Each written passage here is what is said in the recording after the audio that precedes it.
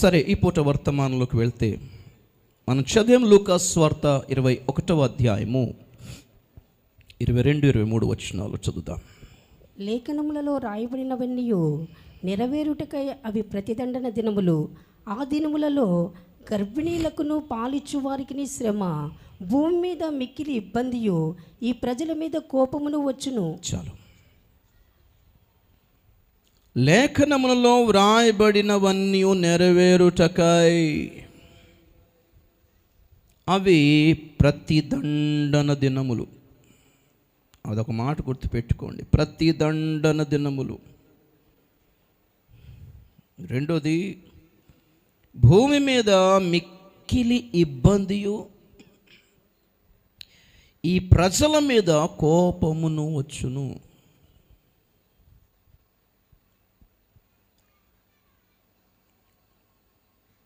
ఎవరో చెప్పిన సోది ప్రవచనం కాదు ఇది. సాక్షాత్తు యేసు ప్రభువే ఈ ప్రపంచం యొక్క అంత్య దినాలలో పరిస్థితులు ఎలాగుంటాయో తానే స్వయంగా ప్రవచించిన ప్రవచనాలు ఇవి. దానికి ఆధారము కూడా చెప్తున్నాడు, లేఖనములు నెరవేరుటకై.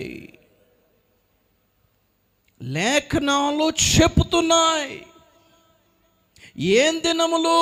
ప్రతిదండన దినములు.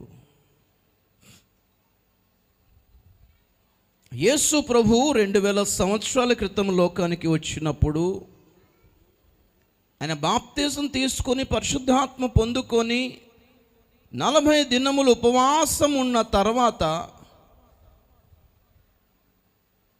ఆయన వచ్చి సమాజ మందిరములో ప్రవేశించి నిలబడగా ఆయన చేతిలో యెషయా గ్రంథమును పెట్టడం జరిగింది. ఆ యెషయా గ్రంథములోని ఒక లేఖన భాగమును ఆయన తీసుకొని మాట చదువుతున్నాడు.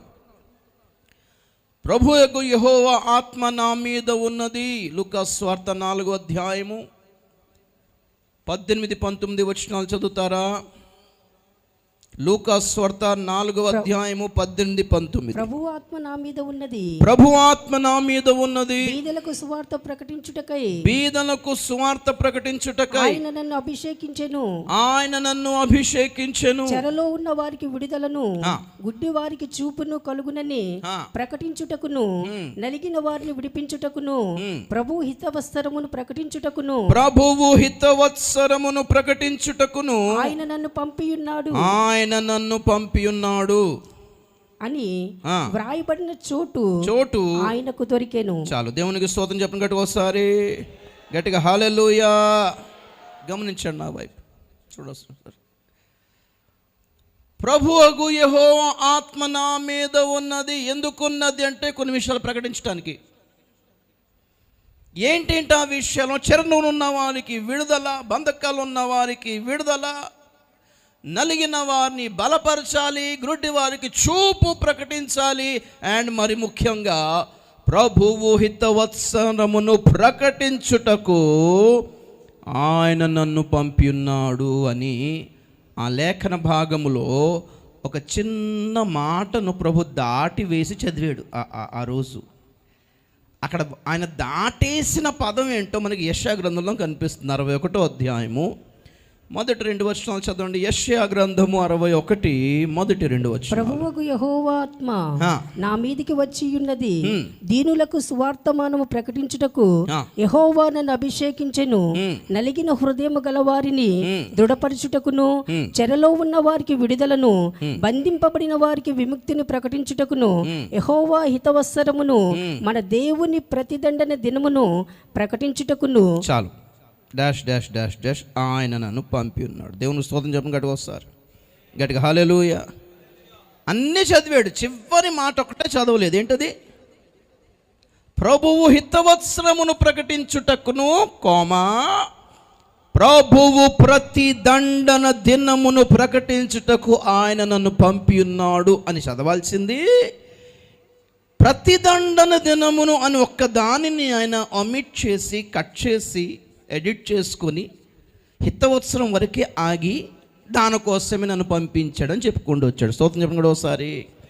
మీకు విషయం తెలుసా? ఆ నలిగిన వారిని విడిపించాలన్నా, చెరలోనున్న వాళ్ళకి విముక్తిని ప్రకటించాలన్నా, గుడ్డి వాళ్ళకి, ఏది మామూలు గుడ్డోళ్ళు కాదులేండి, ఆత్మ సంబంధమైన మనోనేత్రాలు తెరవబడని వారికి చూపును ప్రకటించాలన్నా, ప్రభువు హితవత్సరం ప్రకటించాలన్నా అభిషేకించబడి ఉండాలి. ఎవరు పడితే వాళ్ళు ప్రకటిస్తే విడుదల దొరకదు. అందుకే authorised, anointed, appointed, ordained. Ordination అంటే ఏంటో తెలుసా? మనకు ఆర్డినేషన్ జరుగుతుంటాయి. ఆర్డినేషన్ అంటే అభిషేకించబడుట అంటే ఇది ప్రకటించడానికి పరలోకము నుండి ఇయ్యబడిన అధికారము అని అర్థం. స్తోత్రం చెప్పండి ఒకసారి గట్టిగా హల్లెలూయా. అలాగే నా ప్రకటించిన వాళ్ళందరి వల్ల అవ్వట్లేదులే, విడుదల కలగట్లేదులే. కానీ ప్రభు చెప్తున్నాడు, దీని కొరకే నేను అభిషేకించబడ్డాను. ప్రభుయగు యెహోవా ఆత్మ నా మీద ఎందుకు ఉంది అంటే, నలిగిన వారిని విడిపించటానికి, బంధకాల్లో ఉన్న వారిని విడిపించటానికి, జూబిలీ సంవత్సరం హితవత్సరమును ప్రకటించటానికి అని చదివి చివరి మాట ఎందుకు ఉంచాడంటే, అది చివరి దినాలు కనుక. స్తోత్రం చెప్పండి ఒకసారి. ఈ చివరి దినాల్లో ప్రభు ప్రతిదండన సంవత్సరమును ప్రకటించటానికి కూడా అభిషేకించబడిన వాళ్ళే కావాలి. అందరి వలన ఏది కాదు, అది ఆ దినాల్లోనే ఉన్నాం. అదే అంటాడు లూకా సువార్తలో, లేఖనములు నెరవేరుటకై అవి ప్రతిదండన దినములు. అక్కడ ప్రభు చదవనంత మాత్రాన లేదు అనుకునేరు ప్రతిదండన.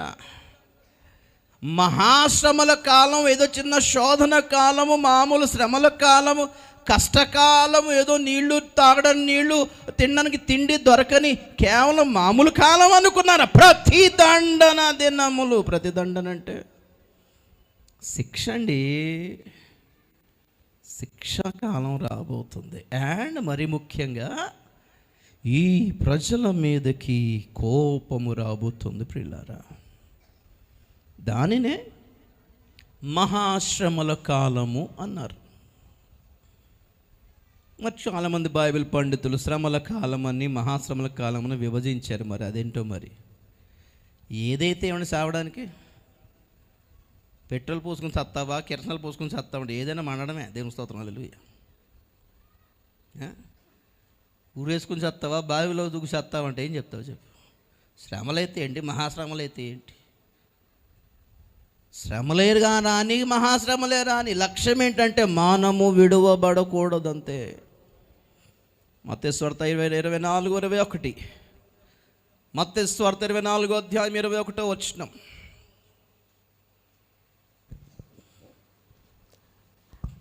లోకారంభం నుండి ఇప్పటి వరకును అట్టి శ్రమ కలుగలేదు, ఇక ఎప్పుడునూ కలగబోదు. చాలు.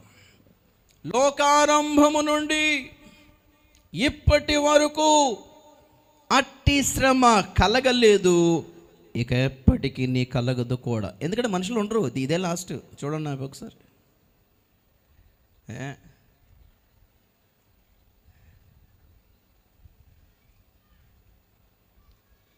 జనవరి 7వ తారీఖు అనుకుంటా లాస్ ఏంజల్స్ తగలబడిపోవడం మొదలుపెట్టింది. ఈరోజు తగలబడతానే ఉంది.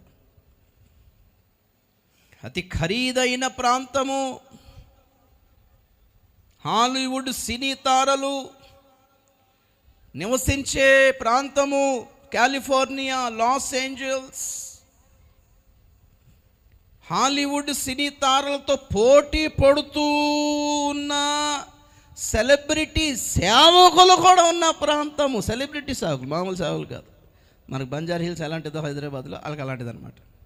చాలా హైలీ స్టేటస్లో ఉన్నవాళ్ళు ఉంటారు అక్కడ. నేను సంతోషించే విషయం ఏంటంటే, ఒక వీడియో వైరల్ అయింది. ఒక ప్రభు సేవకురాలు, ఒక యవనస్తురాలు చిన్న డబ్బా డొక్కోటి వేసుకొని ఆ లాస్ ఏంజల్స్ కాలిఫోర్నియా వీధుల్లో రోడ్ల మీద నిలబడి మైక్ పెట్టి అరుస్తుంది, లాస్ ఏంజల్స్ దేవుని ఉగ్రత రాబోతుంది, రిపెంట్, మారు మనసు పొందు.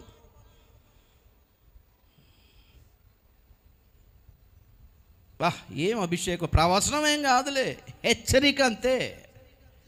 నువ్వు మారు మనసు పొందకపోతే శిక్ష రాబోతుంది. నిజంగా ఆమె 3వ తారీఖున ప్రకటించిందో తెలియదు, లేకపోతే అంతకుముందు ప్రకటించిందో తెలియదు, ఎప్పుడు ప్రకటించిందో మనకు అనవసరం. కానీ మ్యాటర్ ఏంటంటే ప్రకటించాల్సిందే ప్రకటించింది.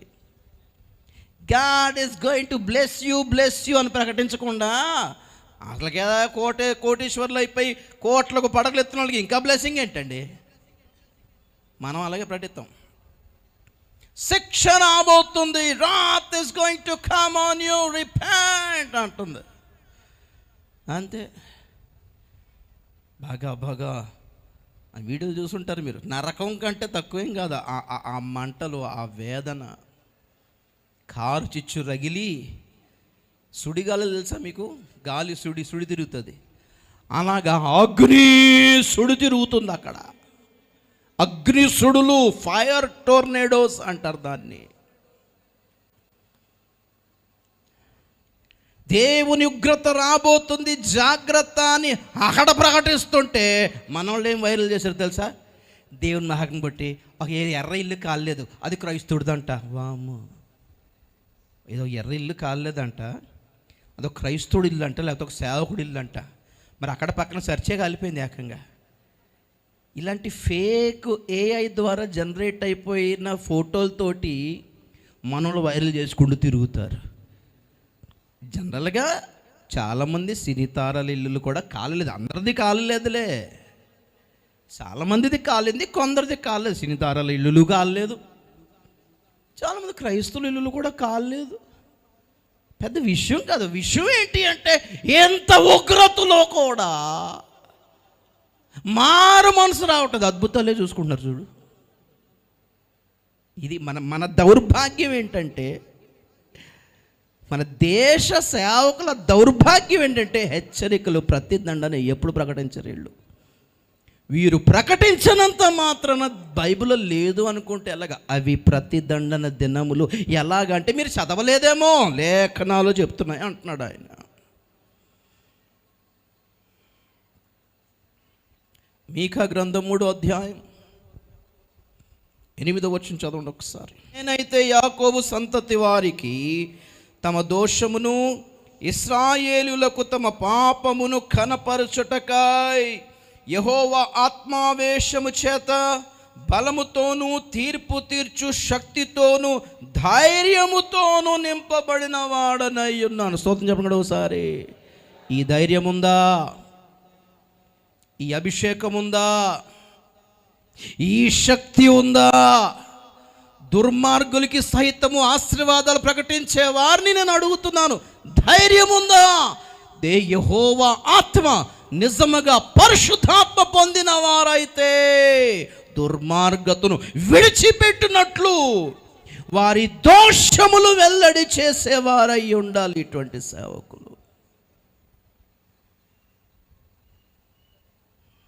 ఇర్మియా గ్రంథం 23వ అధ్యాయము 21, 22 వచనాలు. ఇర్మియా గ్రంథము 23, 21, 22. నేను ఈ ప్రవక్తలను పంపకుండినాను, వారు పరిగెత్తి వచ్చేదరు. నేను వారితో మాట్లాడకుండినను వారు ప్రకటించేదరు. వారు నా సభలో చేరిన వారైన యెడల వారు నా మాటలు నా ప్రజలకు తెలియజేతురు. దుష్క్రియలు చేయక వారు దుర్మార్గమును విడిచిపెట్టినట్లు వారిని త్రిప్పి ఉందురు. ఇదే యెహోవా వాక్కు. చాలు, దేవునికి స్తోత్రం చెప్పండి గట్టిగా ఒకసారి.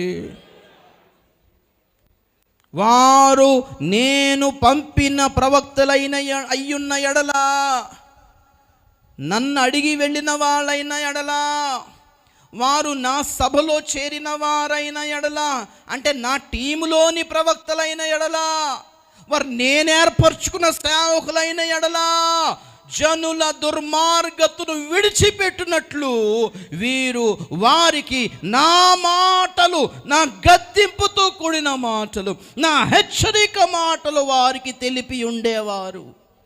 జనులు దుష్క్రియలు మాని త్రిప్పునట్లు చేస్తుండేవాళ్ళు. గుర్తుపట్టండి, దేవుడు పంపించిన సేవకులకి తమకు తామే బయలుదేరిపోతున్న సేవకులకి ఇదే తేడా. విలాపవాక్యములు 2వ అధ్యాయము 14వ వచనం. విలాపవాక్యములు 2వ అధ్యాయం 14వ వచనం. నీ ప్రవక్తలు నిరర్ధకమైన వ్యర్థ దర్శనములు నీ చూచియున్నారు. ప్రవక్తలు నిరర్ధకమైన వ్యర్థ దర్శనములు చూచిరి గాని నీవు చెరలోనికి పోకుండా తప్పించుటకై నీవు మహాశ్రమల కాలములోనికి చెరలోనికి పోకుండా నిన్ను తప్పించుటకాయ్ వారు నీ దోషములను నీకు వెల్లడి చేయలేదు. వారు నీ దోషములను నీకు వెల్లడి చేయలేదు. వారు వ్యర్థమైన ఉపదేశములు పొందిన వారైరి. వారు త్రోవ తప్పించి దర్శనములు చూచిన వారైరి. చాలు. వ్యర్థమైన దర్శనములు, వ్యర్థమైన ఉపదేశాలు, త్రోవ తప్పించే ఉపదేశాలు అంటండి. గుర్తుపడుతున్నారా అలాంటి వాళ్ళని? వినేవాళ్ళని ఐస్ చేసే ప్రసంగాలు, వింటున్న సేవకులను ఐస్ చేసే ప్రసంగాలు. ఎందుకు వచ్చిన గడువు ఒక వాగ్దానం చెప్పి వెళ్ళిపోదాం, ఇంతకాలం తీసుకుని వెళ్ళిపోదాం. ఎందుకు వచ్చిన కాంప్లికేషన్స్, ఎందుకు వచ్చిన వివాదాస్పదమైన వ్యాఖ్యలు ఎందుకు చెయ్యాలి? దేవుడు పంపించిన సేవకులు అలాగ ఉండరు. యాకోబు వంశస్థుల ఇశ్రాయేలు సంతతి వారి పాపమును దోషమును వెల్లడి చేయుటకై యెహోవా ఆత్మచేత మాత్రమే కాకుండా యెహోవా ఆత్మావేశము చేతను శక్తితోను బలముతోను ధైర్యముతోను నింపబడిన వారై ఉంటారు. ఏరి అటువంటి వారు మరుగైపోయారు. మనుషులను సంతోషపెట్టే పీపుల్ ప్లీజర్స్ ఎక్కువైపోయారు. వింటున్న వాళ్ళకి, సంఘానికి లేకపోతే సేవకులకి ఏం మాట చెప్తే బాగా సపలు కొట్టేస్తారో అర్థమైపోయి అవే చెప్పుకుంటూ వస్తుంటారు. మనుషులను సంతోషపెట్టే వాళ్ళు ఎక్కువైపోయారు. వీరు క్రీస్తు దాసులు కారు అంటాడు పౌలైతే. సరే, ఈ పూట యాక్చువల్లీ మెసేజ్ ఏంటంటే, వర్తమానం ఏంటంటే, ప్రతిదండన దినములు రాబోతున్నాయి. లేఖనాల ఆధారంగానే కడవరి ఉద్యమం రాదు, ప్రతిదండన దినాలు రాబోతున్నాయి. అందులో చిక్కుకోకుండా ఉండాలంటే నేడు క్రైస్తవులు పశ్చాత్తాపపడి దేవుని తట్టు తిరగాలి. ఇదే ఉద్యమం. దేశాలు మారిపోవడం ఉద్యమం కాదు. ఎన్నిసార్లు అయినా అడగండి, అన్నిసార్లు ఇదే మాట నేను చెప్తాను. Revival is not something that happens to the world, it's something that happens in the church, to the church. సంఘంలో, క్రైస్తవులలో రావాల్సిన ఆత్మ సంబంధమైన మార్పే క్షయమైనది, అక్షయతను ధరించుకోవడమే ఉద్యమం. ప్రియులారా, క్షయమైన ఆశలన్నీ ఖాళీ, అక్షయమైన ప్రార్థనలు, అక్షయత కొరకైన ఆరాటం మొదలైందా, ఉద్యమం మొదలైందట్టే సంఘంలో. అంతవరకు ఎఫ్సీఏ తెరవబడతాయి ఏంటి, ఎన్టీపీసీ తెరవబడతాయి, ఏం లాభం లేదు. అవి కాదు పనిచేసేది. దేవుని స్తోత్రం చెప్పండి గట్టిగా ఒకసారి, గట్టిగా హల్లెలూయా. మన బాధ్యత సంఘంగా, మన బాధ్యత మన చుట్టుప్రక్కల పట్ల మన బాధ్యత. కాబట్టి ఒక సంఘంగా మనం ప్రార్థన చేస్తాం. బాధ్యత, మన ధ్యేయము, మన లక్ష్యము కాదు అది. మన చుట్టుప్రక్కల ఉన్న పరిస్థితులను పరిగణలోకి తీసుకుని ఒక సంఘముగా మన బాధ్యత కాదా? ఎందుకు ఈ ప్రాంతంలో ప్రభు ఉంచాడు, ఈ ప్రాంతంలో పరిస్థితుల గురించి మనం పట్టించుకోవద్దా అనే భావనతో ఒక సంఘముగా, ఒక సేవకులుగా నడిపిస్తాం. ఎలక్షన్స్ వస్తున్నాయా, ఒక సంఘంగా మన బాధ్యత దేశములోని దీనులు, పేదలు నలిగిపోకుండా వారిని కనికరించే ఒక ప్రభుత్వమే నాయన అని ప్రార్థించడంలో తప్పిలేదు. మన ధ్యేయం కాదు అది, మన లక్ష్యం కాదు అది, మన పార్టీలు కావవి, మన జెండాలు కావవి. ఎవరు వచ్చి ప్రార్థన చేయించుకున్నా ప్రార్థన చేసి పంపించడం బాధ్యత, అంతే. స్తోత్రం చెప్పండి కూడా ఒకసారి.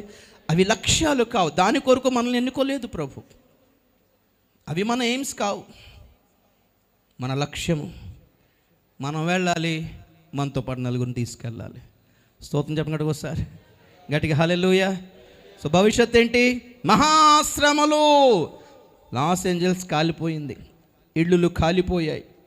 సినీ తారల ఇళ్ళు తమ కళ్ళెదుటనే, ఒక వీడియోలో అయితే అసలు ఒక్కొక్క ఇల్లు ఎంత ఖరీదో చూపిస్తున్నాడో అది ఎవరి ఇల్లో చూపిస్తున్నాడు ఒక హీరో.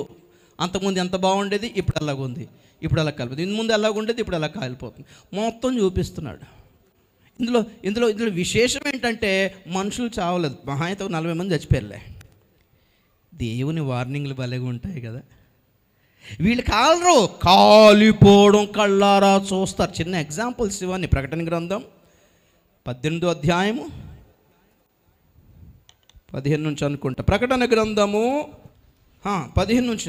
ఆ పట్టణము చేత ధనవంతులైన ఈ సరుకుల గమనించండి. భవిష్యత్తులో ప్రతి పట్టణాల్లో జరగబోయే ఒక ఘటన ఒక చిన్న లాస్ ఏంజల్స్ లాంటి పట్టణంలో జరుగుటతో ఒక ఎగ్జాంపుల్ ప్రభు మనకి చూపించాడు. ఎలా జరుగుతుందో చూడండి, చదువుదాం. ఆ పట్టణము చేత ధనవంతులైన ఈ సరుకుల వర్తకులు ఏడ్చుచు దుఃఖపడుచు, అయ్యో అయ్యో, సన్నపు నారబట్టలను ధూమ్ర రక్తవర్ణపు వస్త్రములను ధరించుకొని బంగారముతోనూ రత్యములతోనూ ముత్యములతోనూ అలంకరింపబడిన మహాపట్టణమా, ఇంత ఐశ్వర్యము ఒక్క గడియలోనే పాడైపోయినే అని చెప్పుకొనుచు దాని బాధను చూచి భయాక్రాంతులై దూరముగా నిలుచుందురు.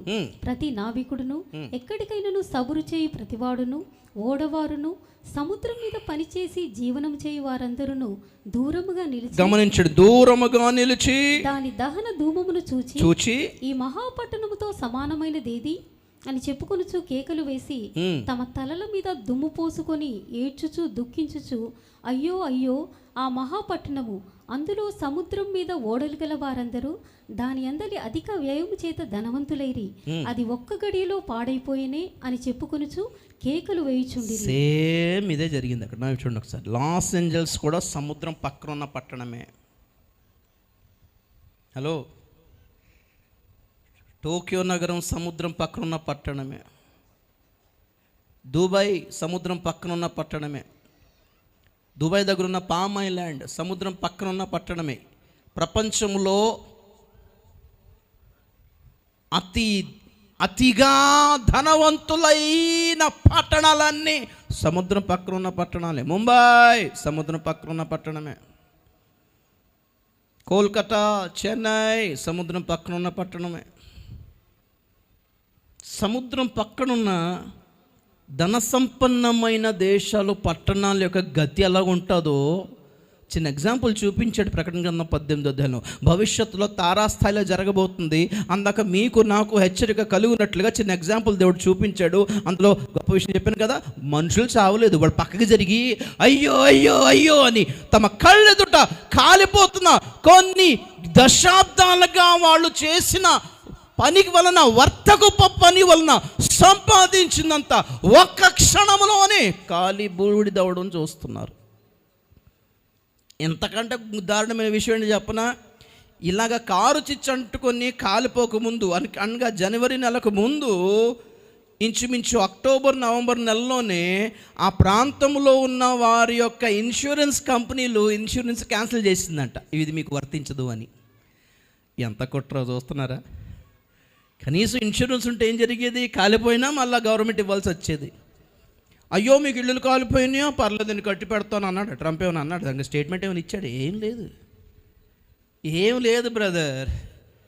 ఇది ప్రారంభం అయితే మన వరకు కూడా వస్తుంది, జాగ్రత్త.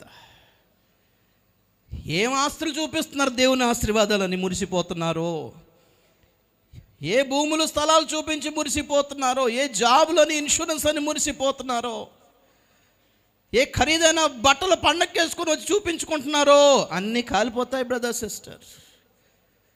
ఎప్పుడు లోకారంభము మొదలుకొని ఇప్పటి వరకు అట్టి శ్రమ కలగలేదు, ఇక మీదట కలగదు.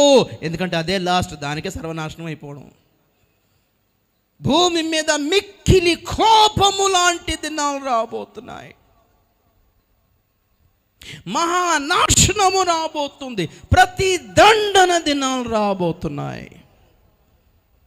విలాప వాక్యంలో ఏం చదివాము? ప్రాబ్లం ఏంటంటే ఇంత దారుణమైన భవిష్యత్తును పెట్టుకొని దానిలో నుండి బయటపడే ఉపాయాలు ఎవరూ చెప్పటం లేదు. అందులోనే ఉండి సావండి అని దీవెనలు ప్రకటిస్తున్నారు. మారాల్సిందేం లేదని జనాలు.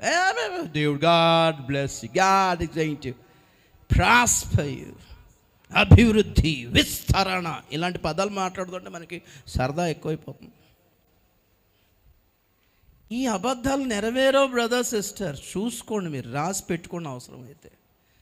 ఇవి చెప్పడానికి నాకు ప్రవచన వరం, దర్శన వరం ఏం అక్కర్లేదు. వాక్యం తెలిసిన వాడిని, పరిశుద్ధాత్మ పొందుకున్న వాడిని.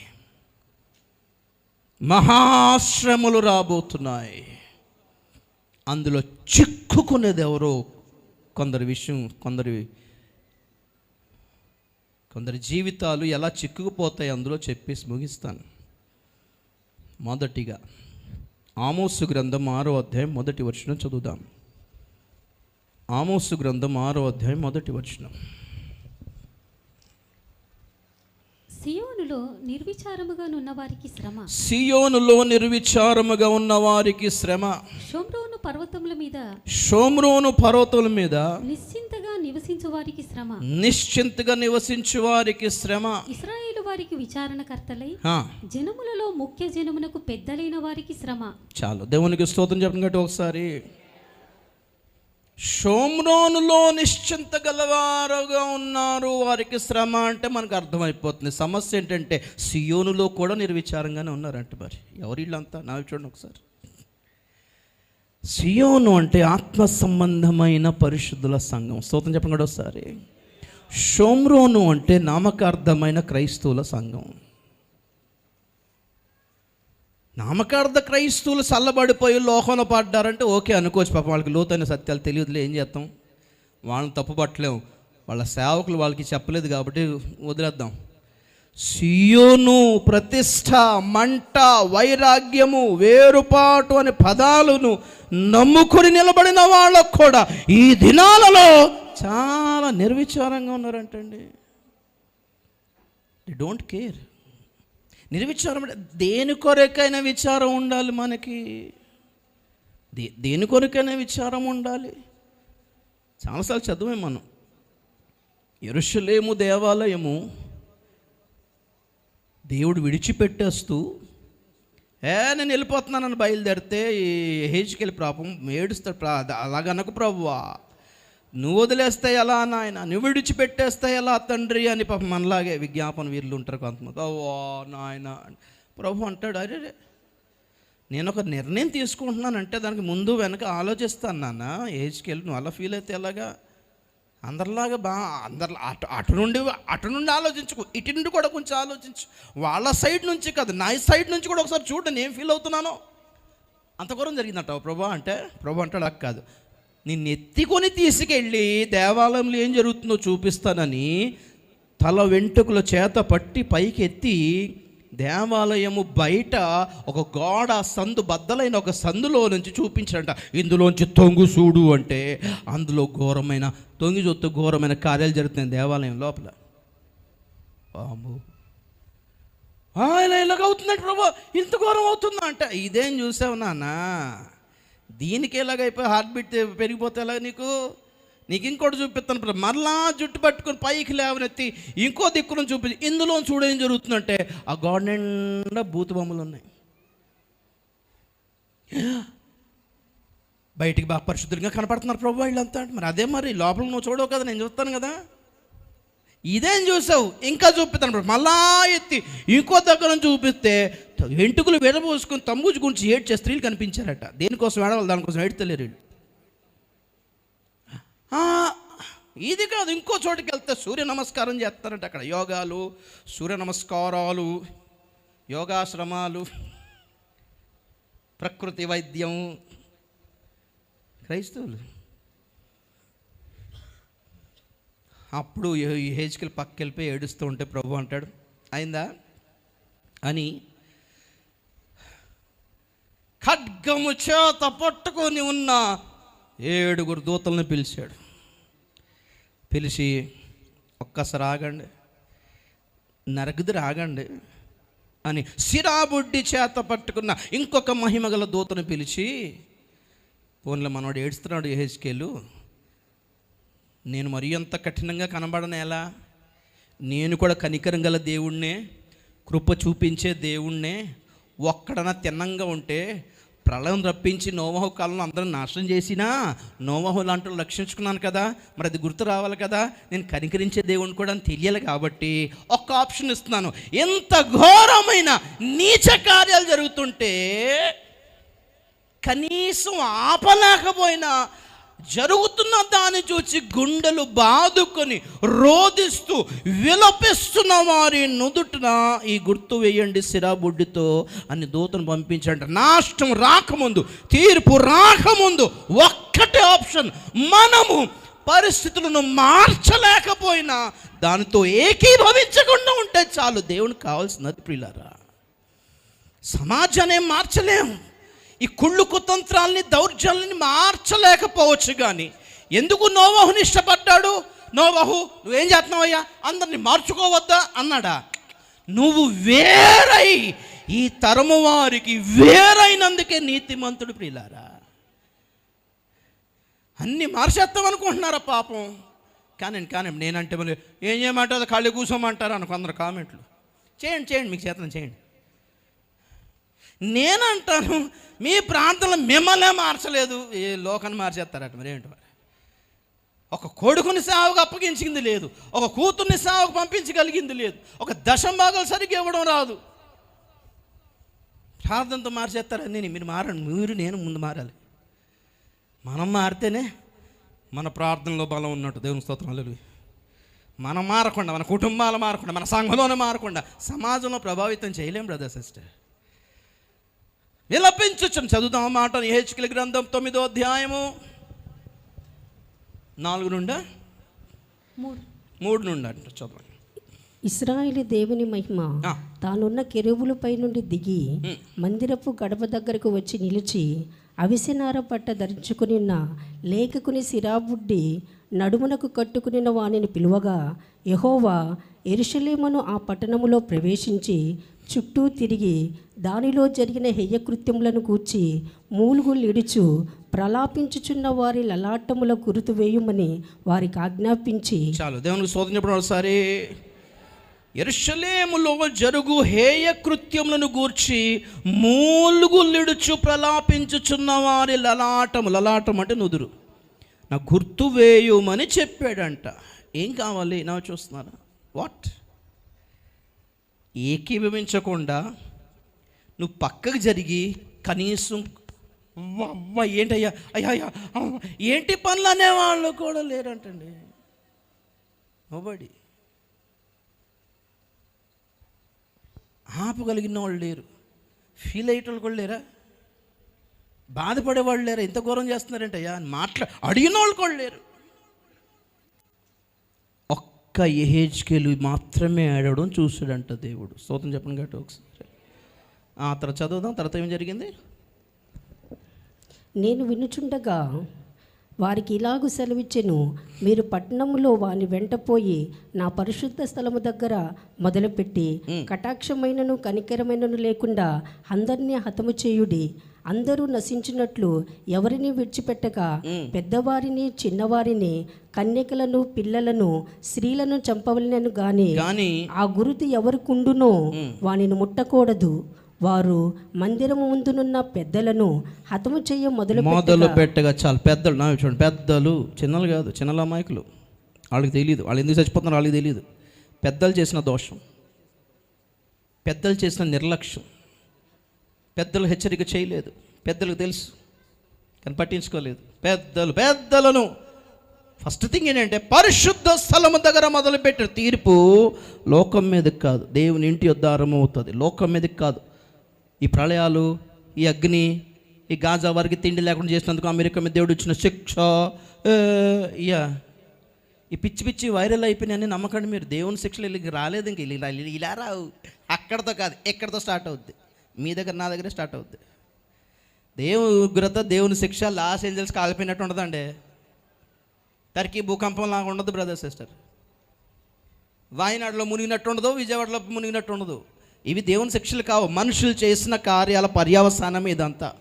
దేవుని శిక్షలు ఇంకా మొదలవ్వలేదు, ఎందుకంటే ఇంకా కృపకాలంలోనే ఉన్నాం కాబట్టి. స్తోత్రం చెప్పండి ఒకసారి గట్టిగా. హల్లెలూయా, హల్లెలూయా. కరెంట్ ఏదో ప్లస్ మైనస్ పెడుతూ దాని మన కాలిపోయి బల్బులు పోయినాయి అనుకోండి, దేవుని శిక్ష అంటామా?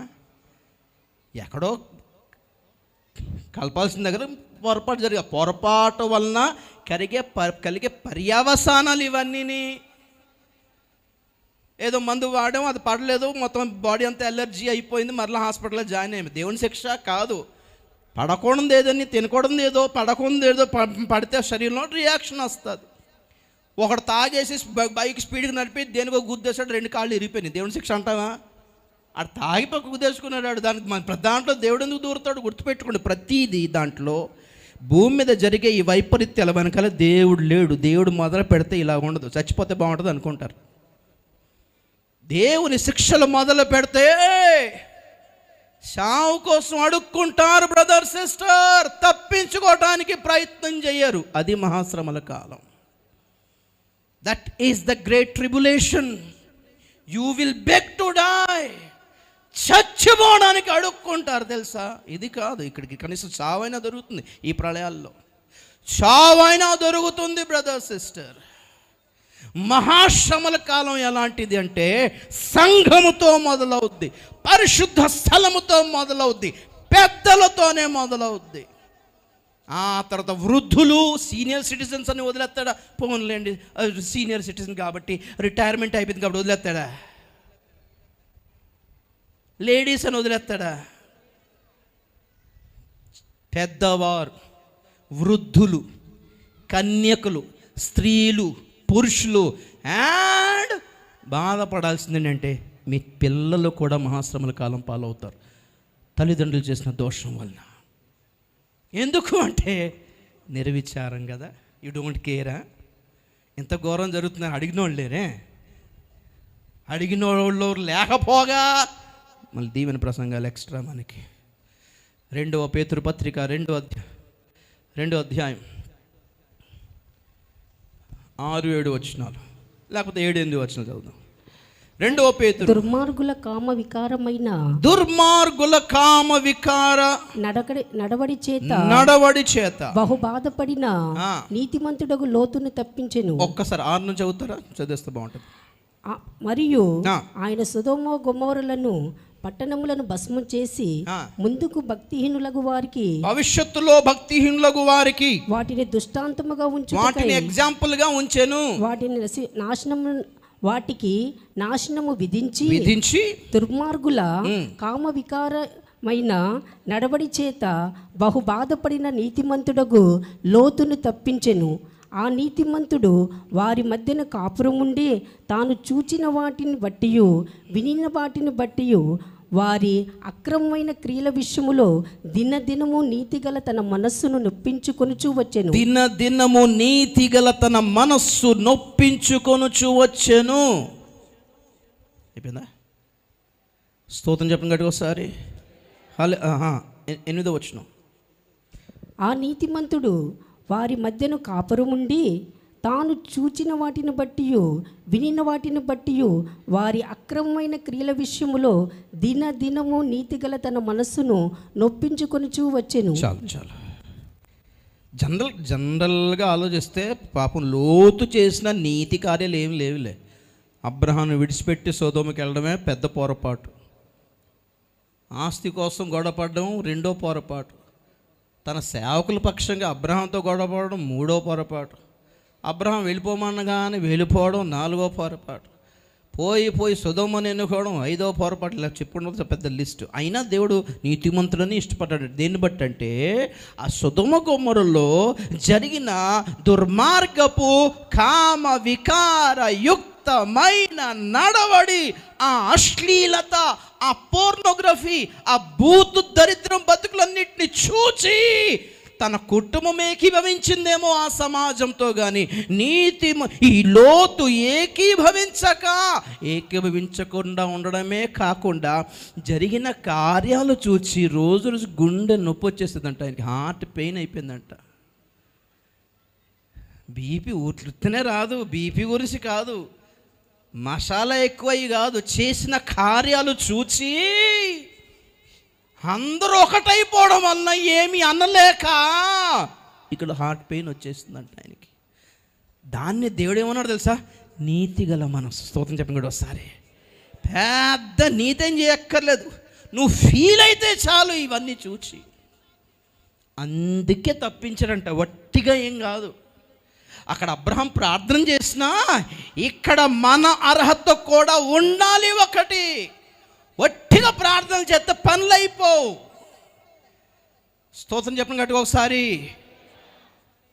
రాబోయే మహాశ్రమల కాలమును, ఆ అగ్ని గంధకము లాంటి దినాలను తప్పించుకోవాలంటే నీ కళ్ళెదుట జరుగుతున్న అన్యాయాన్ని, అక్రమాన్ని, దౌర్జన్యాన్ని కనీసం ఆపలేకపోయినా నువ్వు బాధపడుతున్నావా దేవుని సన్నిధికి వెళ్ళి, ప్రభువా ఏంటి ప్రభువా ఇది, మేమైనా చెబుదామంటే మాకు అర్హత దమ్ము ధైర్యం లేవు ప్రభువా, ప్రభువా నాయన ఏంటి తండ్రి తండ్రి అని ఏడ్చేవాడంటే అండి గుమ్మం బయటికి వెళ్ళిపోయి గవిని వద్ద కూర్చొని ఏడుస్తున్నాడు, ఏంటి ప్రభువా ఏంటి తండ్రి అని.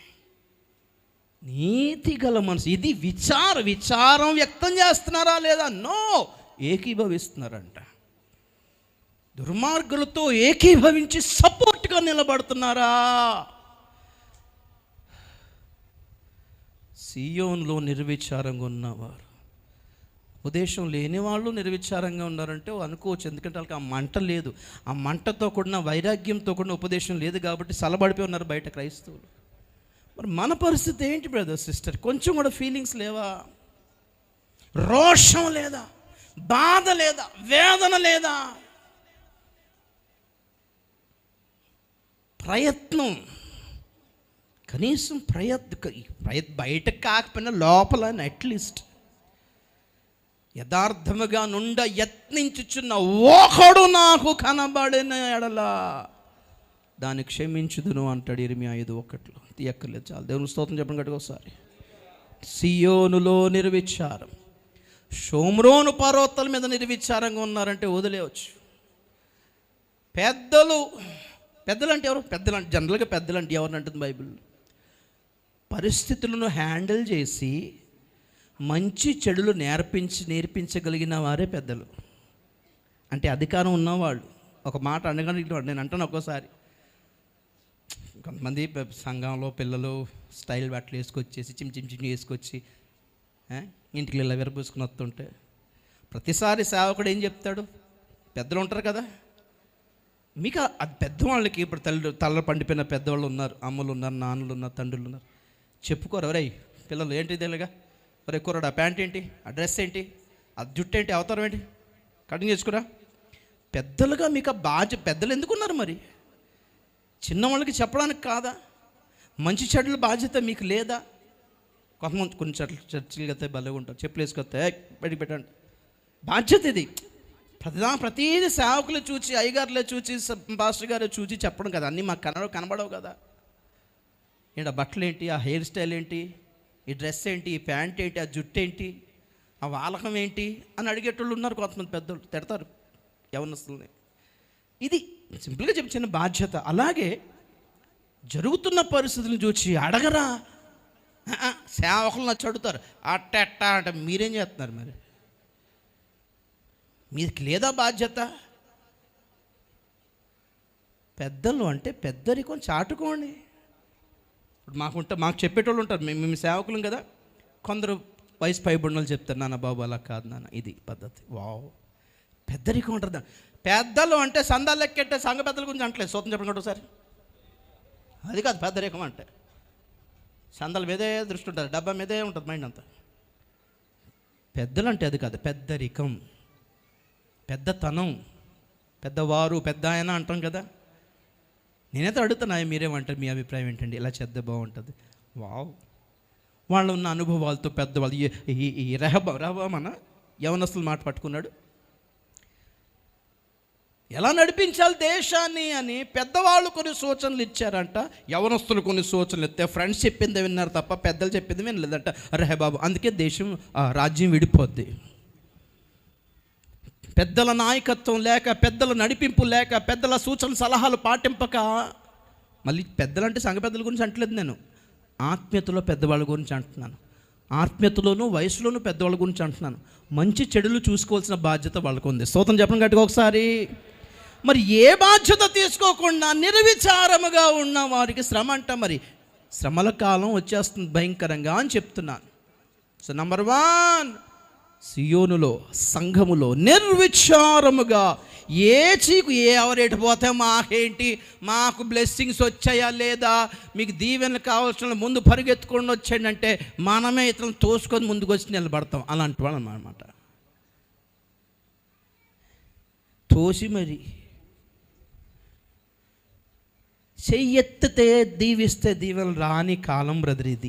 అలా కాదు, అయిపోయింది. 30 సంవత్సరాల క్రితం నడిచినాయి అవన్నీ. ఇంకా అదే ట్రెండ్ పట్టుకుని ఉన్నారంటే కష్టం అప్డేట్ అవ్వలేదు. ఇంకా దాంతో నడిపించేస్తున్నారు. బిల్డింగ్లు అప్డేట్ అయ్యాయి, ఫోన్లు అప్డేట్ అయ్యాయి, కంప్యూటర్లు అప్డేట్ అయ్యాయి, కానీ ఈ కొందరు భక్తులు అప్డేట్ అవ్వట్లేదు. కష్టం. నెంబర్ 2, యెషయా గ్రంథం 30:1 నుంచి చదువుదాం. ఇంకా 2 చూపించి ముగించేస్తా, అయిపోయింది. యెహోవా వాక్కు ఇది, లోబడని పిల్లలకు శ్రమ, లోబడని పిల్లలకు శ్రమ, పాపమునకు పాపము కూర్చుకొనున్నట్లుగా వారు నన్ను అడగక ఆలోచన చేయుదురు, నా ఆత్మ నియమింపని సంధి చేసుకొందురు. చాలు. దేవునికి స్తోత్రం చెప్పండి ఒకసారి. హల్లెలూయా. లోబడని పిల్లలకు శ్రమ. లోబడుతున్నారా? విధేయత కలిగి ఉన్నారా? దీవెన ప్రసంగాలకి లోబడడానికి ఏం లేదు. చూడండి ఒకసారి. ఉపదేశము అంటే ఆజ్ఞలతో కూడినది. స్తోత్రం చెప్తాం కట్టుకు ఒకసారి. వాగ్దాన ప్రసంగాలు ఉపదేశం కావు.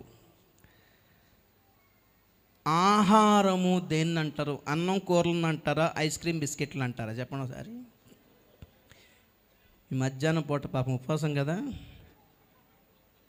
ఎగ్జాంపుల్ చెప్తున్నాను. మన ఆదివారం కూడా ఉపవాసం కానీ ఈరోజు ఇప్పుడు సడన్గా ఈ 2 గంటలకి 2 గంటలకి అంటున్నారు, అమ్మేని అనగానే ఇంటికి వెళ్ళగానే చికెన్ ఉంటే ఎంత బల్లగా ఉంటుంది. ఆ చికెన్ పెట్టకుండా బిస్కెట్లు చాక్లెట్లు ప్లేట్లు పెడితే మీకు ఎలాగ ఉంటుంది చెప్పండి? బాధ ఉంటుంది. ఇది బిస్కెట్లు ఇచ్చి భోజనం చేసే టైంలో బిస్కెట్లు ఇచ్చారంటే తేడా కొడుతుంది మనకి. భోజనాలు లేనట్టున్నాయండి. తాజాకి ఫోన్ కలిపోసారాను. మన ప్లానింగ్లు వేరు, ఆల్టర్నేట్స్ ఉంటాయి. మంచి ఆకలి వేసినప్పుడు భోజనాలు పెడితే బాగుంటుందా, ఐస్ క్రీమ్ పెడితే బాగుంటుందా? మీరు ఆలోచించండి ఒకసారి. ఐస్ క్రీమ్ కూడా తింటాం, యాపిల్స్ తింటాం, బనానా తింటాం, చాక్లెట్లు తిన్నాం, కానీ బిస్కెట్లు తింటాం. భోజనం చేసే టైంకి భోజనం చేయకుండా ఐస్ క్రీమ్ పెడితే ఎంత బాధ ఉంటుందో అలాంటిది అన్నమాట ఉపదేశం. వాక్యవహారం అంటే ఉపదేశమే, వాగ్దానాలు కావు. స్తోత్రం చెప్పండి ఒకసారి. వాగ్దానాలు ఐస్ క్రీమ్ లాంటివి, కేకులు లాంటివి. స్తోత్రం చెప్పండి ఒకసారి. కేకులు తింటే కడుపు నిండవు కదా, బిస్కెట్లు తింటే కడుపు నిండవు కదా. ఉపదేశం అనుసరిస్తేనే ఆత్మలో బలం పొందుతాం. స్తోత్రం చెప్పండి ఒకసారి. ఉపదేశానికి ప్రాధాన్యత ఇవ్వండి. వాగ్దాన ప్రసంగాలు, వాగ్దాన కూడికలు, వాగ్దాన సందేశాలు, వాగ్దాన క్యాలెండర్లు, వాగ్దాన కార్డులు బాగా ఎక్కువైపోయినాయి మనకి. ఉపదేశాలు తక్కువైపోయినాయి. అందుకే లోబడాల్సినవి ఏమి లేవని అనుకుంటున్నారు జనాలు. దేవుడిని దీవిస్తాడు, కమా నేడే. అలాంటి దేవుడు, దీవించే దేవుడు, బలపరిచే దేవుడు, తోడుండే దేవుడు, అభివృద్ధి చెందించే దేవుడు, పాత పంటను తినిపించే దేవుడు, శ్రేష్టమైన పంటను తినిపించే దేవుడు. ఇవన్నీ చెప్పేసరికి చేతికి అరే, మనం పాటించాల్సింది, సరిచేసుకోవాల్సింది, విడిచిపెట్టేసుకోవాల్సింది, శుద్ధి చేసుకోవాల్సింది ఏమి లేవా?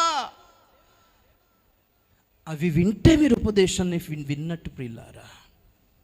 మనం సరి చేసుకోవాల్సింది సరి చేసుకోగలిగితే, శుద్ధి చేసుకోవాల్సిన దగ్గర శుద్ధి చేసుకోగలిగితే, తగ్గించుకోవాల్సిన దగ్గర తగ్గించుకోగలిగితే ఆశీర్వాద వాగ్దాన ప్రసంగాలు అక్కర్లేదు. వాగ్దానాలు అన్నీ యాక్టివేట్ అయిపోతాయి. స్తోత్రం చెప్పండి ఒకసారి. ఆటోమేటిక్గా వచ్చేస్తాయండి, వచ్చేస్తాయి. మీకు ప్రసంగం లేకపోయినా వచ్చేస్తాయి. హల్లెలూయా. ఈ లోబడని పిల్లల యొక్క స్వభావాలు ఎలా ఉంటాయో చెప్పాడు అక్కడ. ఎలాంటి వాళ్ళు అంటే వీళ్ళు నన్ను అడగక ఆలోచన చేస్తారు, నా ఆత్మ నియమింపని పొత్తులు కుదుర్చుకుంటారంట. దేవుడు చెప్పని కాంట్రాక్టు, దేవుడు చెప్పని పొత్తులు, దేవుడు ఇష్టపడని ఫ్రెండ్షిప్, దేవుడు ఇష్టపడని గ్రూపులో ఉంటారంట వీళ్ళంతా. దారుణం కాకపోతే 9వ వచనం చదవండి ఒకసారి. 39. వారు తిరగబడు జనులు, అబద్ధమాడు పిల్లలు, యెహోవా ధర్మశాస్త్రము విననోళ్ళని పిల్లలు, దర్శనము చూడవద్దని దర్శనము చూచువారితో చెప్పువారును, యుక్త వాక్యములను మాతో ప్రవచింపకుడి, మృదువైన మాటలనే మాతో పలుకుడి, మాయా దర్శనములు కనుడి, అడ్డం రాకుండుడి, త్రోవ నుండి తొలగుడి, ఇశ్రాయేలు పరిశుద్ధ దేవుని సంగతి మా ఎదుట ఎత్తకుడి అని భవిష్యత్ జ్ఞానులతో పలుకువారునై ఉన్నారు. అందుచేతను ఇశ్రాయేలు యొక్క పరిశుద్ధ దేవుడు ఇలాగూ సెలవిచ్చుచున్నాడు, మీరు ఈ వాక్యము వద్దని త్రోసివేసి బలాత్కారమును కృత్రిమమును నమ్ముకొని అట్టి వాటిని ఆధారము చేసుకుంటుంది గనుక ఈ దోషము మీకు ఎత్తైన గోడ నుండి జోగి పడబోచున్న గోడ అండవలే అగును, అది ఒక్క క్షణములోనే హఠాత్తుగా పడిపోవును. చాలు దేవునికి స్తోత్రం చెప్పండి ఒకసారి. అన్ని వర్ణించడానికి టైం లేదు, కానీ ఒకసారి తర్వాత మీరు ఇంటికి వెళ్ళి బాగా చదివి ధ్యానించడం ఒకసారి. ఎవరంటే ఈ లోబడని పిల్లలు అంటే, వీరు తిరగబడు జనులు, అబద్ధమాడు పిల్లలు, యెహోవా ధర్మశాస్త్రం బొత్తిగా విననొల్లని పిల్లలు అంటండి. ఏంటంటారంట, దర్శనము చూడు, వీళ్ళకి ఆత్మ సంబంధమైన దర్శనము వద్దంట. దర్శనము చూడొద్దనియు దర్శనము చూచువానితో చెప్పువారు, యుక్తమైన మా వాక్యములను మాతో ప్రవచింపకండి. యుక్తముగా, తెలివిగా, జ్ఞానముగా ఎలా ప్రవర్తించాలో ఈ కాలంలో, బుద్ధి గల కన్యకులు ఎలా బుద్ధిని ఉపయోగించి తమ దివిటిల్ని చక్కబరుచుకొని ఎదుర్కొన్నారో, బుద్ధి కలిగినవి, స్వస్థ బుద్ధి కలిగినవి, జ్ఞానము కలిగి ప్రవర్తించినవి వద్దంట. యుక్తముగా మాతో పలకవద్దు, మృదువైన మాటలనే మాతో పలుకుడి, మాయా దర్శనములను కనుడి, అడ్డం రాకండి అంటారట. వీళ్ళంతా అడ్డం, కొన్ని వర్తమానాలు, కొన్ని ఉపదేశాలు, కొన్ని గద్దింపులు జనంలో సాఫీగా సాగిపోతున్న లోక సంబంధమైన జీవితానికి అడ్డం. అందుకే ఇలాంటి ఉపదేశాలు ఇష్టపడకపోవడం కారణం ఇదే. సాఫీగా సాగుతుంటుంది సంపాదనలో, ఇలాంటి ఉపదేశాలు భయం కలిగజేసేస్తాయి, వినరు. అందుకే లోబడని పిల్లలకు శ్రమ బ్రదర్ సిస్టర్, విధేయతకు అప్పగించుకొనని పిల్లలకు శ్రమ. అద్భుతాలు మాత్రమే కావాలి తప్ప దిద్దుబాటు అక్కర్లేని పిల్లలు, వీటికి శ్రమ బ్రదర్ సిస్టర్. మహాశ్రమల కాలం, ప్రతిదండన కాలం రాబోతుంది. నంబర్ 3, 31వ అధ్యాయం యెషయా గ్రంథం 31. ఇశ్రాయేలు పరిశుద్ధ దేవుని లక్ష్య పెట్టకయు, మొదటి నుంచి ఇశ్రాయేలు పరిశుద్ధ దేవుని లక్ష్య పెట్టకయు, యెహోవా యొద్ద విచారింపకయు, సహాయము నిమిత్తము ఐగుప్తునకు వెళ్ళుచు గుర్రములను ఆధారము చేసుకొని వారి రథములు విస్తారములనియు రౌతులు బలాఢ్యులనియు వారిని ఆశ్రయించు వారికి శ్రమ. చాలు. మోషే అంటాడు ఎర్ర సముద్రం దాటినప్పుడు, ఈరోజు మీరు చూచుచున్న ఈ ఐగుప్త్యులు నీకు జీవితంలో ఎప్పుడూ చూడరు అన్నాడు. చూడొద్దంతే. హల్లెలూయా. లేకపోతే వేరే దారిని వెళ్ళొచ్చు కదా. సముద్రం పాయలు చేసి దాంట్లో మార్గం ఏర్పాటు చేసి అవతలికి వెళ్ళిపోయి సముద్రం కలిపేసినట్టు, దాని అర్థం ఏంటి? వెనక్కి వెళ్ళే దారి లేదు, ఉండకూడదంతే. క్రైస్తవ జీవితము, క్రైస్తవ మార్గం only one way traffic brother. తీర్మానించి ప్రభులోకి వచ్చేవా, ముందుకెళ్ళిపోవడమే తప్ప there is no way back. వెను తిరుగుట లేదు ఇక్కడ, సావు తప్ప. మరలా సహాయము నిమిత్తము మరలా ఐగుప్తు వెళ్ళు వారికి శ్రమ. కాపాడింది దేవుడు, రక్షించింది దేవుడు, నడిపించింది దేవుడు, పోషించింది దేవుడు, వెలుగునిచ్చింది దేవుడు, నీడనిచ్చింది దేవుడు. కానీ ఐగుప్తు దగ్గరికి సహాయం నిమిత్తము వాడి రథాల రౌతుల దగ్గరికి వెళ్తున్నారంటే వీళ్ళంతా మరలా వెనక్క గోయింగ్ బ్యాక్. ప్రభు నమ్ముకున్న రోజున ఏది పాపం అనుకుని వదిలేసామో, ఏ ఆచారాలు దెయ్యాలకు సంబంధించినవి వదిలేసామో, ఇప్పుడు క్రైస్తవత్వంలో ఆచారాలన్నీ మరలా పాటించవచ్చని కాంప్రమైజ్ చేస్తున్నారు. చూసారా? వీరికి శ్రమ. కనాను యాత్రలో మధ్యలోనే కోరహు నాయకత్వంలో మరలా వెనక్కి వెళ్ళిపోతాం అనుకున్నారు. చూసారా?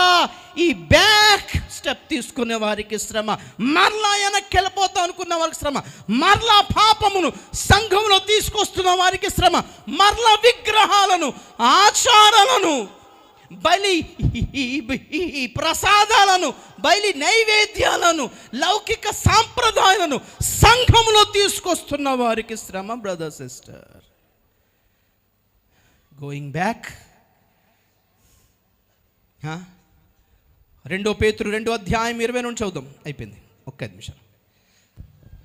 2 పేతురు 2వ అధ్యాయం 20 నుంచి. వారు ప్రభువును రక్షకుడునైన యేసుక్రీస్తు విషయమైన అనుభవ జ్ఞానము చేత ఈ లోక మాలిన్యములను తప్పించుకున్న తర్వాత మరలా వాటిలో చిక్కుబడి వాటి చేత జయింపబడిన ఎడల వారి కడవరి స్థితి మొదటి స్థితి కంటే మరీ చెడ్డదగును.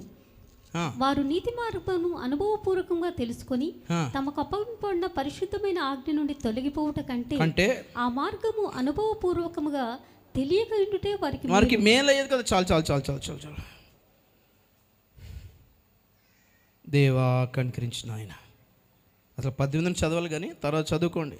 అప్పుడే మారిన వాళ్ళు అంట మరలా అటు మారుస్తూ ఉంటారంట కొంతమంది పోకిరి చేష్టలతో. కొత్తగా మారిన వాళ్ళు అంట పోకిరి చేష్టలతో మరలా లైన్లో తీసుకొస్తుంటారు వెనక్కి. 20 వచనం, వారు ప్రభువును రక్షకుడైన యేసుక్రీస్తు విషయమైన అనుభవ జ్ఞానము చేత ఈ లోక మాలిన్యమును తప్పించుకొనిన తర్వాత మరలా వాటిలో చిక్కుబడి వాటి చేత జయింపబడిన ఎడల వారి కడవరి స్థితి మొదటి స్థితి కంటే చెడ్డదగును. అంటే ఏంటి? ఏది విడిచిపెట్టి వచ్చేస్తాము, ఏ ఆచారాలు వద్దనుకున్నాము, ఏ బట్టలు వద్దనుకున్నాము, ఏ పూలు వద్దనుకున్నాము, ఏ అలంకరణ వద్దనుకున్నాము, ఏ లోకం వద్దనుకున్నాము, ఏ సాంప్రదాయాలు వద్దనుకున్నాము, స్లోగా ఎలాంటి బోధలు వచ్చేసాయంటే అవన్నీ చేయొచ్చనే దగ్గరకు వచ్చేసరికి ఇక్కడ ఏమంటున్నాడు, అలాంటి వాళ్ళ యొక్క మొదటి స్థితి కంటే కడవరి స్థితి పరమ చెడ్డదిగా దారుణంగా ఉంటుందంట. ఎందుకు? మొదట అనుకుందాం, మొదట ఈ ఆచారాలన్నీ, ఈ లౌకికవాదము ఇవన్నీ మనం పాటిస్తున్నంతసేపు, ఆ విగ్రహారాధన కలిగి ఉన్నంతసేపు అనుకుందాం, ఒక 20 దయ్యాలు ఉన్నాయనుకుందాం అప్పట్లో. ఈసారి ప్రభులోకి వచ్చి శుద్ధి చేయబడి కడగబడి పంది వలె కుక్క వలె కడగబడి శుద్ధి చేయబడిన తర్వాత మరలా దాంట్లోకి వెళ్తే ఈసారి 200 దయ్యాలు వచ్చి కూర్చుంటాయట. మరి 8 చెడ్డ దయ్యాలు. అప్పుడేమన్నాడు అక్కడ? వారి మొదటి స్థితి కంటే కడవరి స్థితి ఎంత దారుణంగా ఉంటుందంటే అప్పుడు దేవుడు విడిపించాడు కానీ ఇప్పుడు ఎవడు రాడు విడిపించడానికి. అలా చిక్కుబడుతున్నారు ఒక తప్పుడు బోధ వలన. గనక ఏమంటున్నాడు? వారు నీతి మార్గమును ఇలా అనుభవపూర్వకముగా తెలుసుకొని తమకు అప్పగింపబడిన పరిశుద్ధమైన ఆజ్ఞ నుండి తొలగిపోవట కంటే ఆ మార్గమును ఇలా అనుభవపూర్వకంగా తెలుసుకోపోకుండా ఉండడమే వారికి మేలయ్యేదంట. ఇంత ఉపదేశం నేర్చుకోకుండా ఉంటే బాగుండేది, ఇలాంటి సంఘంలో ఉండకుండా ఉంటే బాగుండేదండి. ఇలాంటి ఘనులైన సేవకుల దగ్గర ఉండి, ఇంత ఘనమైన ఉపదేశం కలిగి ఉండి, ఇంత ఘనమైన సహవాసంలో ఉండి లోకస్తులా ప్రవర్తించడం కంటే లోకలు ఉండడం బాగుండేది కదా. ఎందుకు అనవసరంగా లేనిపోయిన తీర్పులు మన మీద తెచ్చుకోవడం? కనాను వైపుకు సాగిపోతున్న వాళ్ళు మరలా ఐగుప్తుని చూసుకుంటూ వెళ్తున్నారు చూసారా? పైకి చూస్తూ సాగి వెళ్ళిపోతున్న వాళ్ళు మరలా లోకం వైపు దృష్టి మలింపజేస్తున్నారు చూసారా?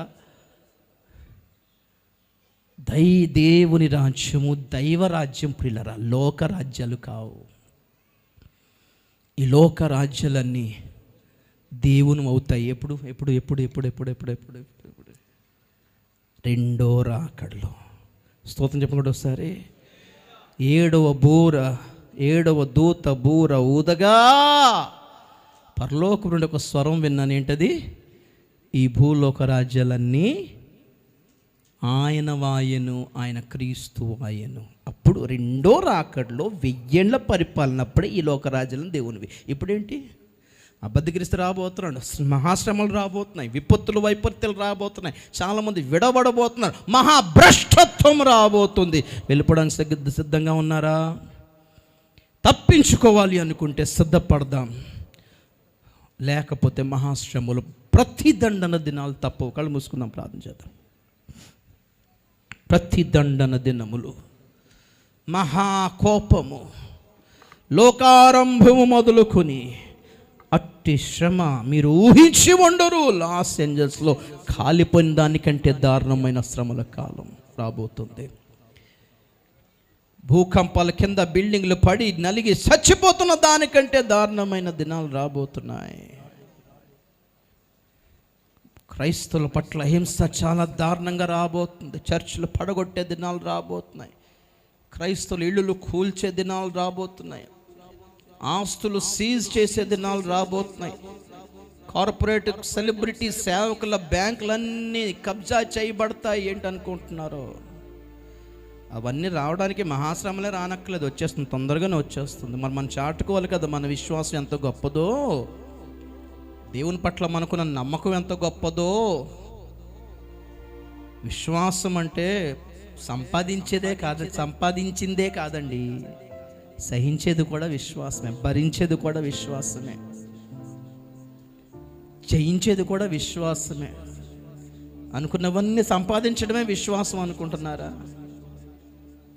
దేవుడా, పరిపూర్ణతలో పరిపక్వతలో ఉండాల్సిన వాళ్ళం ఇంకా చిన్నపిల్లల్లాగానే ఆలోచిస్తున్నాం. మనం లోతులోకి వెళ్దాం. ఉపదేశాన్ని అనుసరించుదాం ప్రియులారా, వాగ్దానాలు అవే నెరవేరుతాయి. మనం ఉపదేశాన్ని గట్టిగా పట్టుకుంటే వాగ్దానాలు నెరవేరుతాయి ప్రియులారా. నిర్విచారం వద్దు.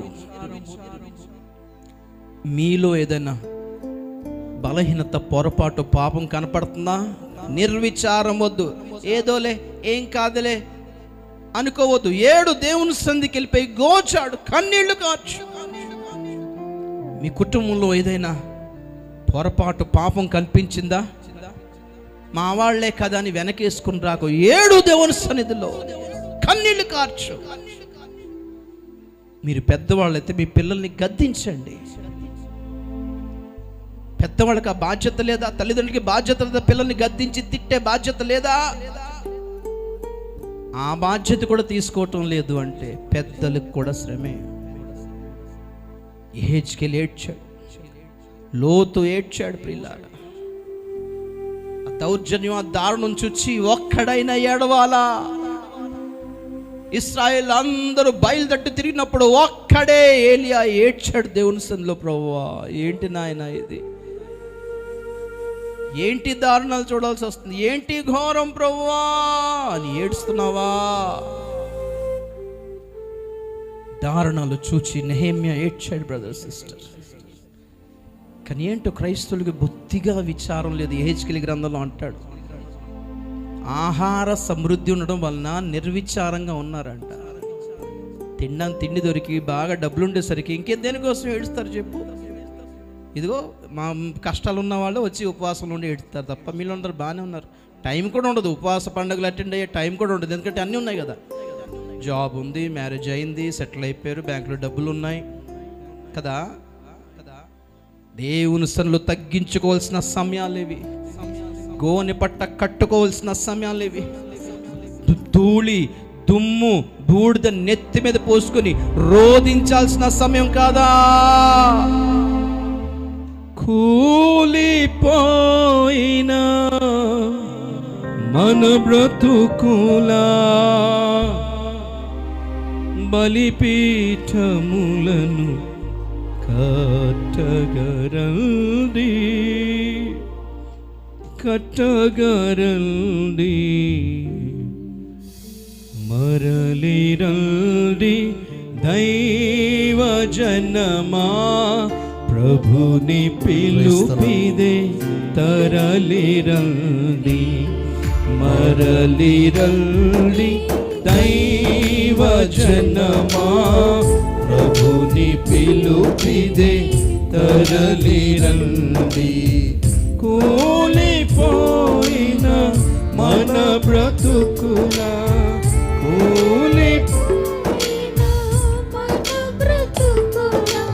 బలిపీఠములను కట్టగరండి, కట్టగరండి. స్తోత్రం. అవును ప్రభువా, నీ దగ్గరకు వస్తున్నాము నాయన. మరొక్కసారి కట్టండి నాయన, మరొక్కసారి నిలబెట్టండి నాయన.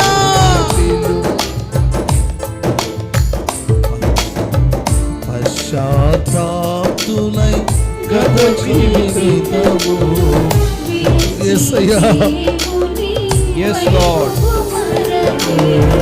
పశ్చాత్తాపులై అయ్యా మరలి మొదటి ప్రేమను మరలరగిల్చి, అయ్యా సాధ్యమైనంత అందరూ మోకరించుదాం. అందరూ కూడా మోకరించండి. అందరూ మరలరగిల్చి,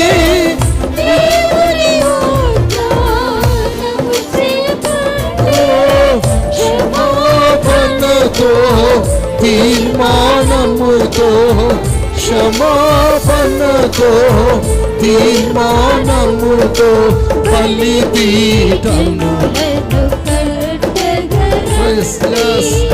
కట్టగరండి, మరలిరండి దైవ జనమా, ప్రభుని పిలుపిది తరలి. మహాపరిశుద్ధుడవైన మా తండ్రి,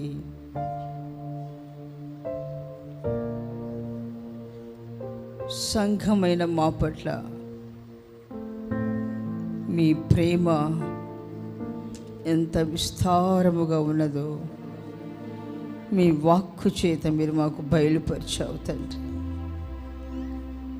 భయంకరమైన ప్రతిదండన దినములలో మేము ప్రవేశింపకుండునట్లుగా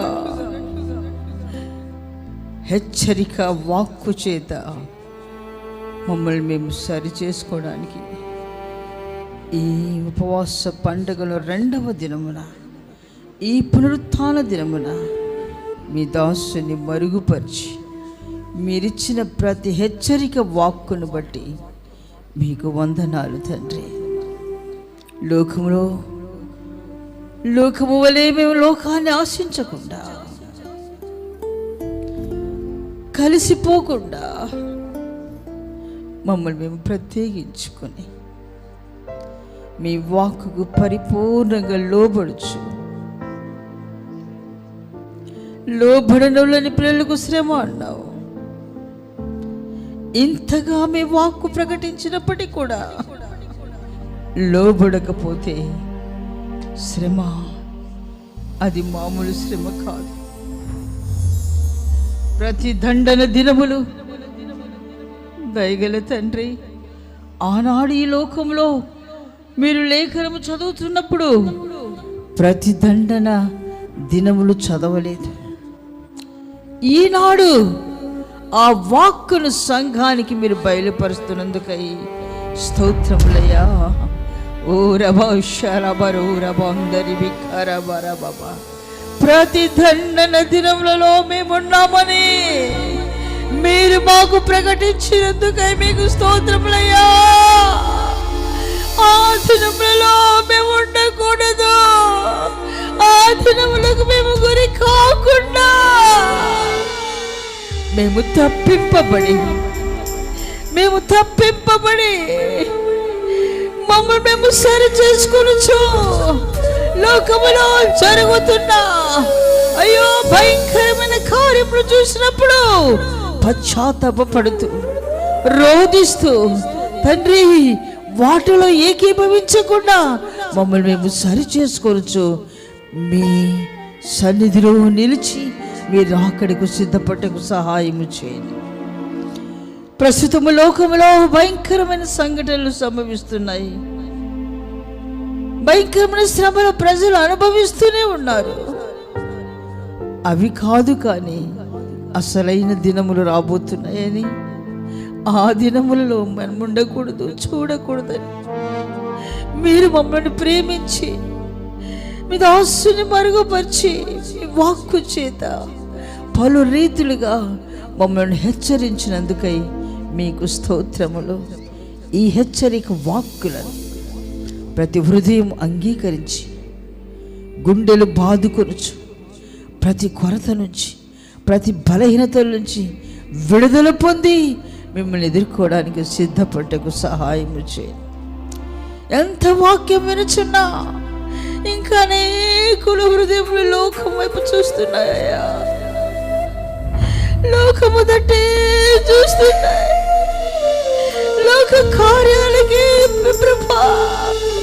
స్థానమిస్తూ లోక ప్రవర్తనలో ప్రజలు ఎలా ఉన్నారో అలాగే ప్రవర్తిస్తుండగా దాన్ని ఇప్పటికైనా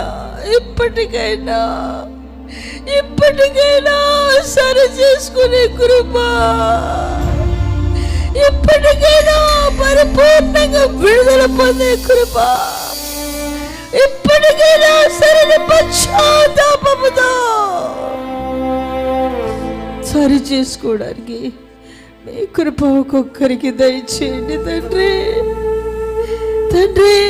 ఈ బ్రతుకు మీరు మమ్మల్ని పిలిచిన పిలుపు, మీరు మాకు ఇచ్చిన రక్షణ భాగ్యం, మీరు మా కొరకు కార్చిన రక్తం, మీరు మా కొరకు పెట్టిన ప్రాణం మా జీవితంలో వ్యర్థము కాకూడదు నాయనా. తండ్రి మీకు స్తోత్రములయ్యా. ప్రతి ఒక్కరిలో ఈ దినం ఒక సరైన పశ్చాత్తాపం కలగజేసి, సరైన మార్పు మీరు కలగజేసి, ప్రతి దండన దినములో గురి కాకుండా కాపాడబడ్డకు కృప చూపి మీరు మహిమ పొందండి.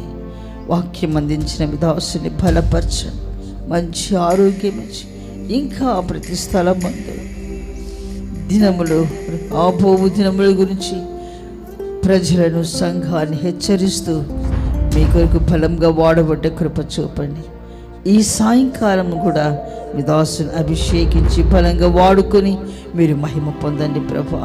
తండ్రి, ఈ 2వ దినం మొదటి సెక్షన్లో మీరు తోడుగా ఉండి ఆశీర్వాదకరంగా జరిగించావు.